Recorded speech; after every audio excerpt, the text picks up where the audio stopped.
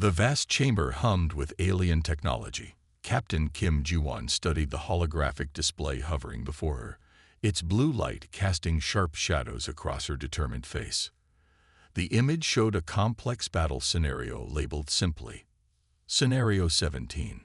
Around her stood 12 of Earth's finest Marines, handpicked for this mission that would determine humanity's place among the stars. The circular briefing room of the UNS Pathfinder felt unusually quiet as everyone processed what they were seeing.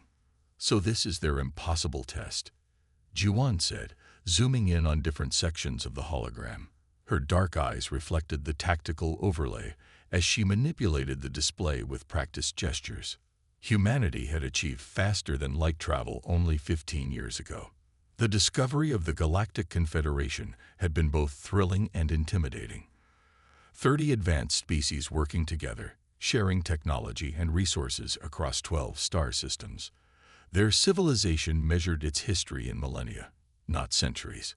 When Earth petitioned to join, the alien representatives had been polite but reserved. All new species faced capability tests tailored to their apparent strengths.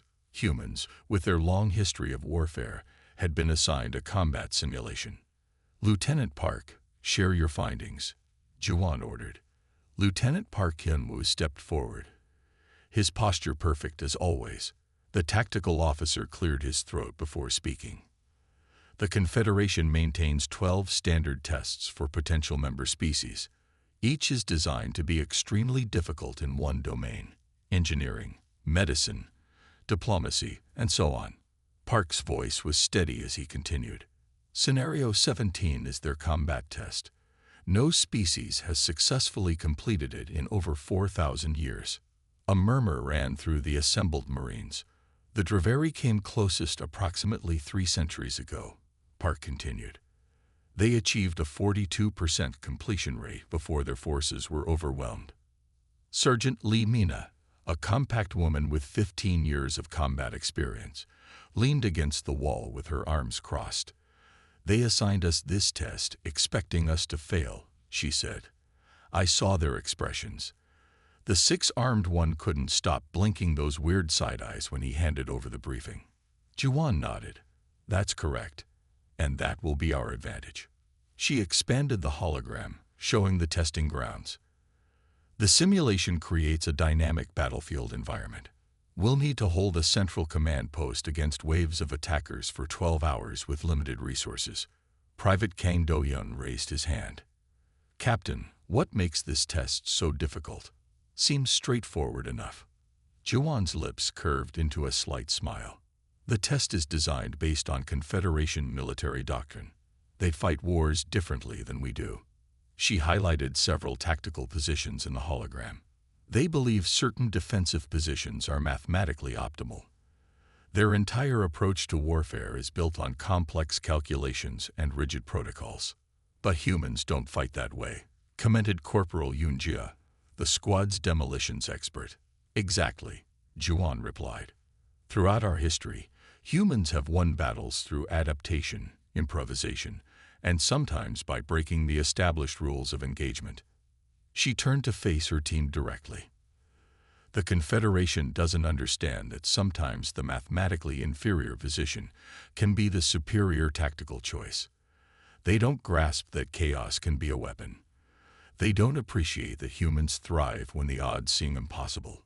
The Marines straightened, a new energy spreading through the room. "Study the simulation parameters tonight," Ji-won instructed.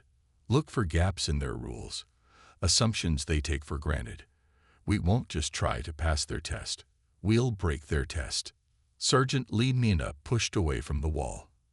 "They think humans are just another species of warriors," she said. "They don't realize what we really are." Lieutenant Park nodded. "Survivors. Adapters. People who turn disadvantages into strengths," added Yoon-jia. Captain Ji-won shut down the hologram with a sweep of her hand. "We depart for the testing facility tomorrow at 600. The Confederation expects us to fail like every species before us." She looked at each Marine in turn, seeing determination reflected in their eyes. "Instead, we'll show them something they've never seen before."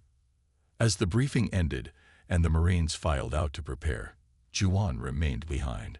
She activated a private communication channel to Admiral Oh Sung-moon, the leader of Earth's diplomatic mission. "Admiral, we've reviewed the test," she reported. "And," came the Admiral's voice, "is it as difficult as they claim?" Juwan smiled. "Yes, sir. If you approach it their way, it's impossible."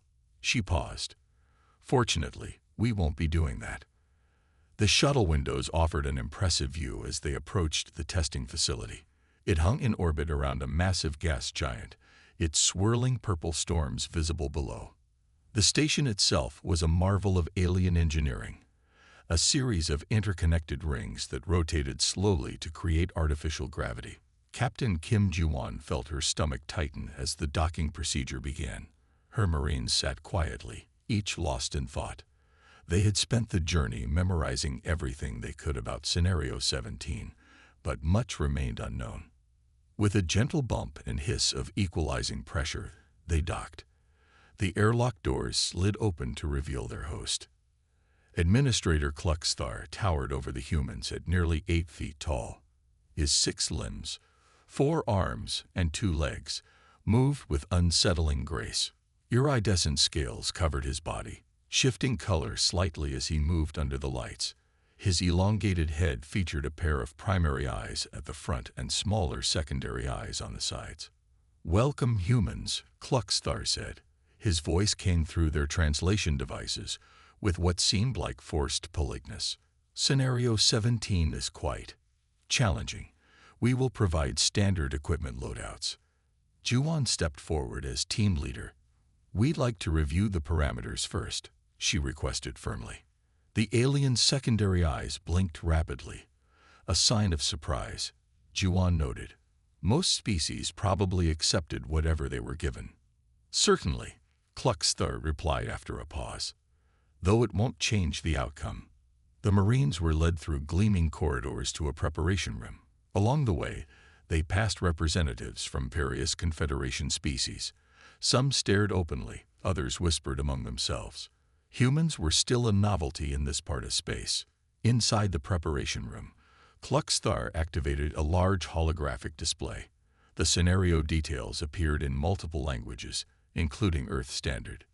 "The objective is simple," the administrator explained. "You must defend a strategic command post for 12 standard hours against increasingly difficult waves of attackers. You will have limited ammunition, no resupply, and no external support." Lieutenant Park Hyun-woo studied the schematics carefully. "What constitutes mission failure?" "Loss of the command post or total team casualties," Kluckstar answered. "Either results in immediate simulation termination." The Marines huddled around the display, each examining different aspects of the scenario. Sergeant Lee Minna focused on the terrain, Corporal Yoon-jia studied the equipment lists, and Private Kang Do-yeon analyzed the enemy wave patterns from previous attempts. "Sir," Private Choi Jun-ho suddenly addressed Kluckstar. He held up a datapad with a detailed list. "We'd like to request these specific equipment modifications." The alien took the pad, his primary eyes narrowing as he read. His mandibles began twitching in what seemed like confusion. "This combination is unusual," Kluckstar said finally, "but permissible within regulations." He handed back the pad and turned to leave. "You have 2 hours to prepare. The simulation begins precisely at the scheduled time." After the door closed behind him, the Marines exchanged knowing looks. "Did you see his reaction?" Sergeant Lee asked. "He couldn't figure out why we'd want half of those items." Captain Juwan nodded. "Because no one has ever requested them before. They're all thinking in the same patterns." The team gathered around a table where Juwan spread out a physical map she had drawn based on the holographic display. "Here's what we know," she began. "The command post is located here, with 4 main approach routes. Based on previous tests, the Confederation expects us to fortify these locations and gradually fall back as we're overwhelmed." "Standard defensive doctrine," Lieutenant Park commented. "Exactly," Juwan agreed. "But we're not going to do that." She pointed to different sections of the map. Instead of 4 defensive positions, we'll create 12 micro-positions, each manned by 1 Marine initially. That's spreading us dangerously thin, Sergeant Lee observed. Yes, by their calculations, it's suicide, Juwan acknowledged. But they don't understand human tactics. We'll use these modified communication devices to coordinate rapid repositioning. We'll have Yoon's modified explosives here, and here. Kang's sensor hacks will give us advance warning of each wave's composition. Private Choi grinned as he examined his specialized loadout. They think we're just going to stand there and shoot until we run out of ammunition. Captain Juwan looked around at her team, seeing determination in every face. They expect a conventional defense based on their thousands of years of military doctrine. We'll give them something else entirely. She tapped the center of the mat.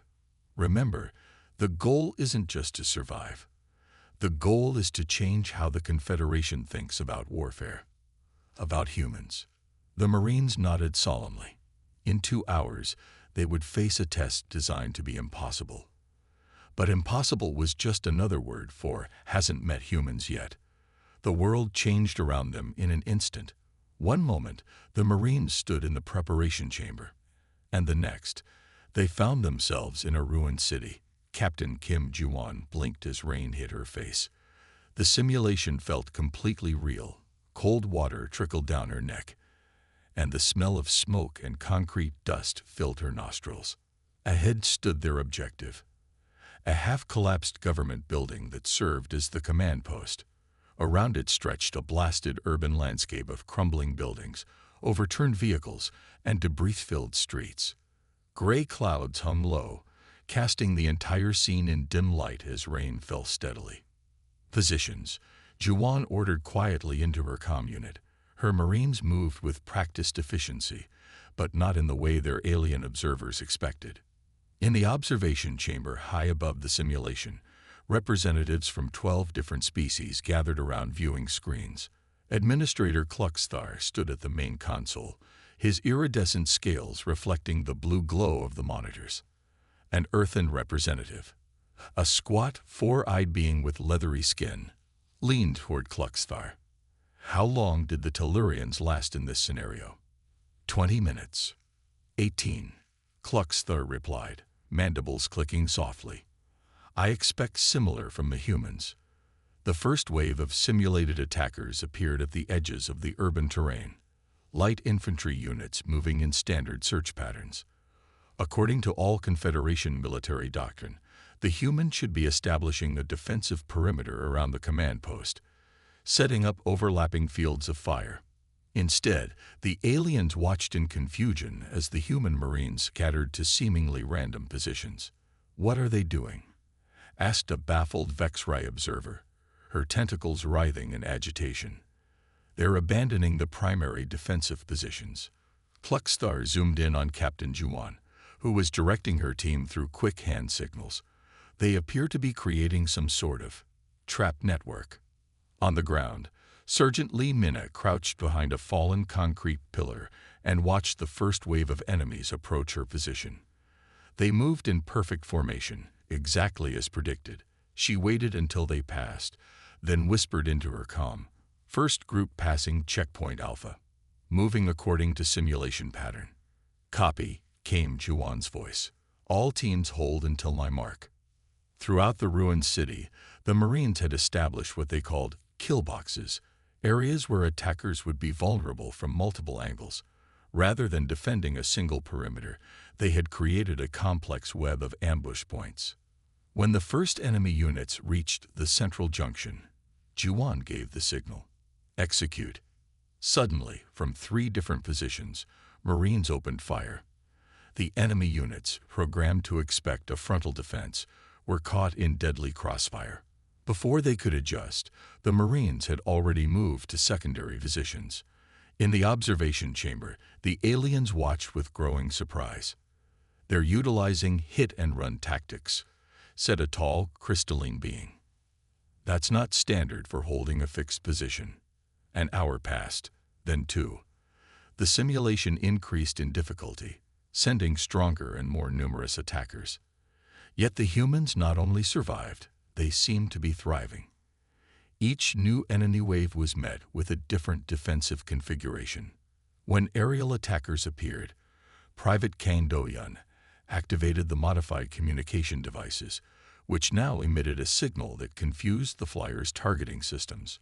When armored units rolled in, Corporal Yoonja's improvised explosives disabled them in unexpected ways.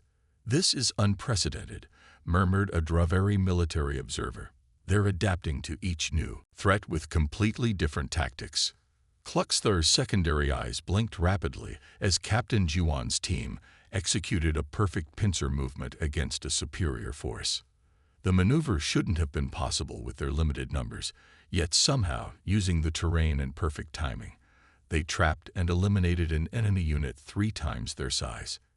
"Impossible," Kluxthar whispered. On the battlefield, Jiwan crouched beside Lieutenant Park, behind a shattered wall. "Phase 1 complete," she said, checking her ammunition. "They've thrown everything in the standard playbook at us." Park nodded. "Now comes the hard part. They'll start improvising." Jiwan smiled. "That's what we want. The more they deviate from their patterns, the more we learn about how they think." As if on cue, a new wave of attackers emerged. These moved differently, adapting to the humans' tactics. The simulation was learning. "All teams," Jiwan ordered, "pivot to strategy Bravo. They're changing the rules. So are we." The Marines shifted seamlessly to a completely new defensive pattern. Where before they had been scattered and mobile, now they suddenly consolidated into tight formations, but in entirely unexpected locations. In the observation chamber, the aliens leaned forward, totally engrossed in the display. None of them had expected the humans to last even an hour. Now, approaching the 3-hour mark, the humans weren't just surviving. They were controlling the battlefield. "I believe," said the Draveri observer slowly, "we may have underestimated these humans." Kluxthar didn't respond. His eyes were fixed on Captain Jiwan as she led her team through yet another impossible maneuver. For the first time in his long career administering Scenario 17, he felt something new: uncertainty about the outcome. 5 hours into the simulation, Captain Kim Jiwan called her team leads together during a brief lull in the fighting. Rain continued to fall, turning the ground to mud around the command post they had successfully defended.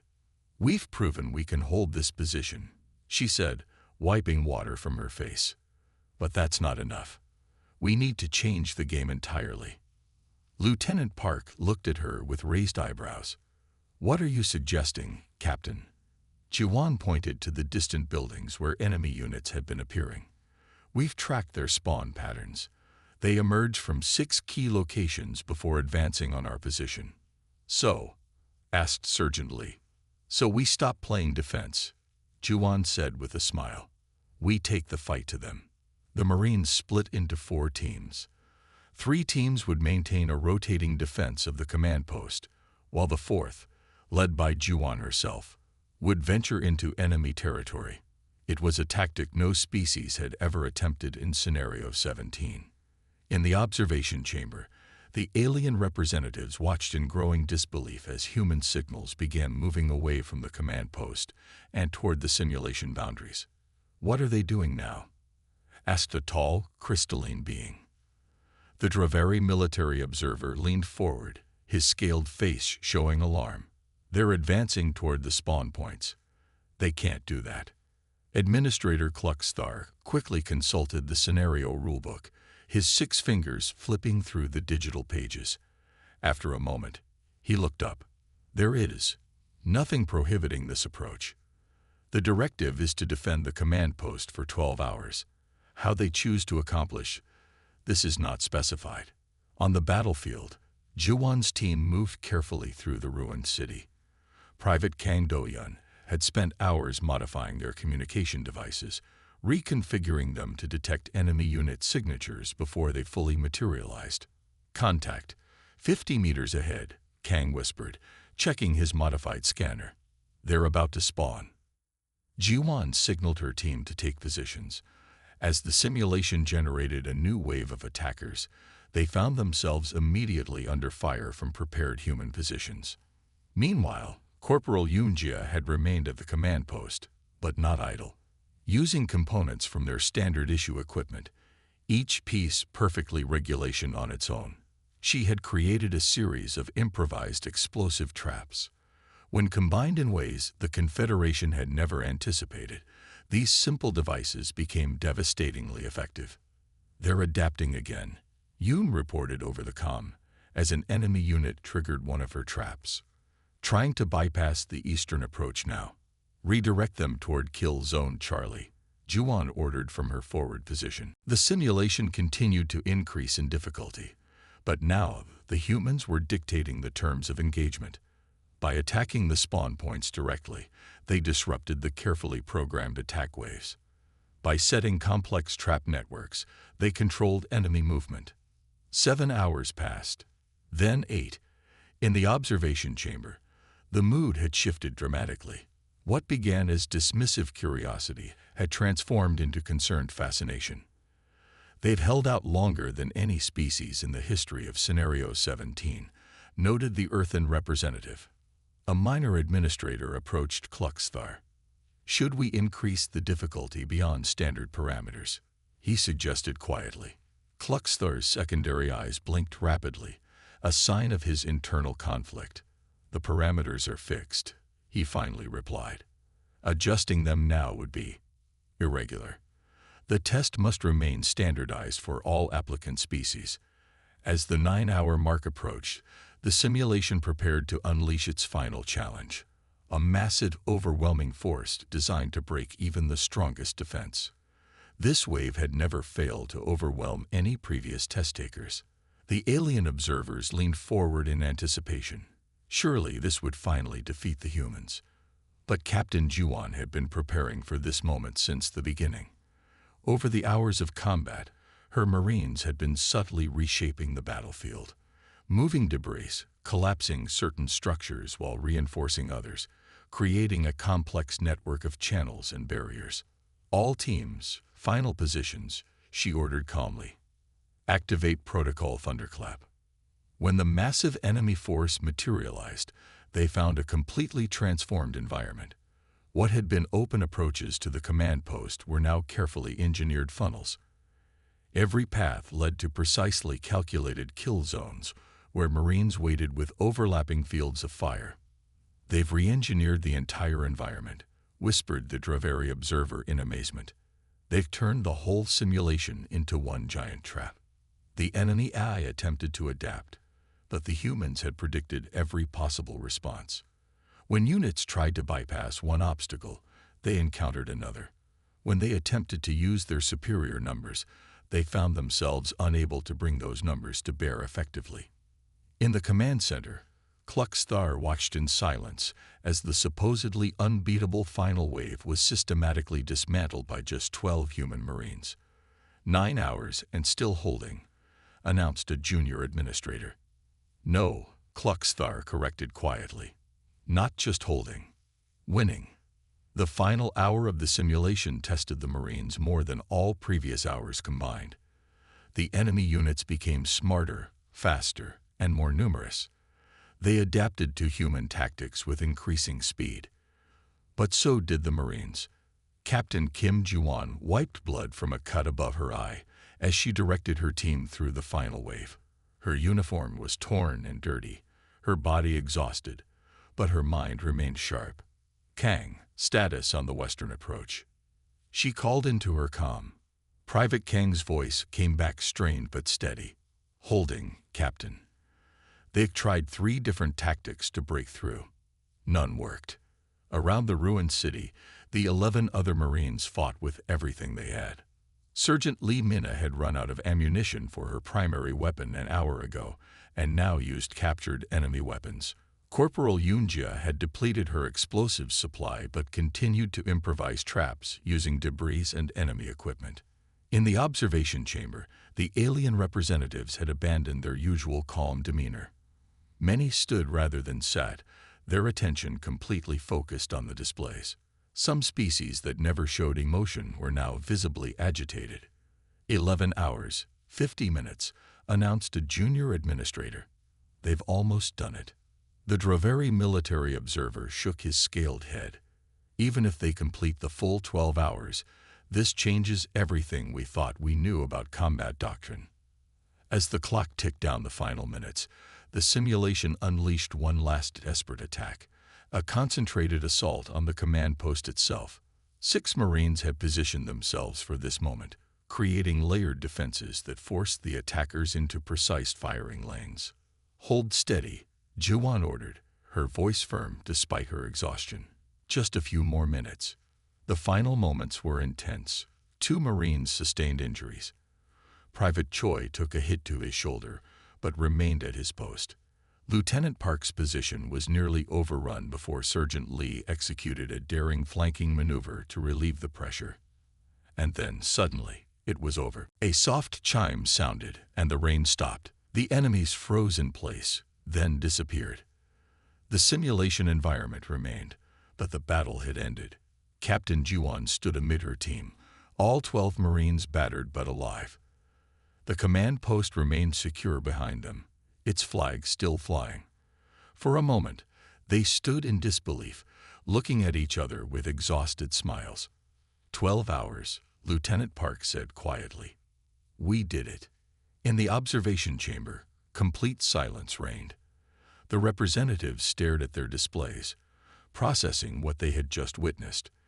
Then, slowly, the earthen representative began a rhythmic tapping of his 4 upper appendages against the console, their species equivalent of applause.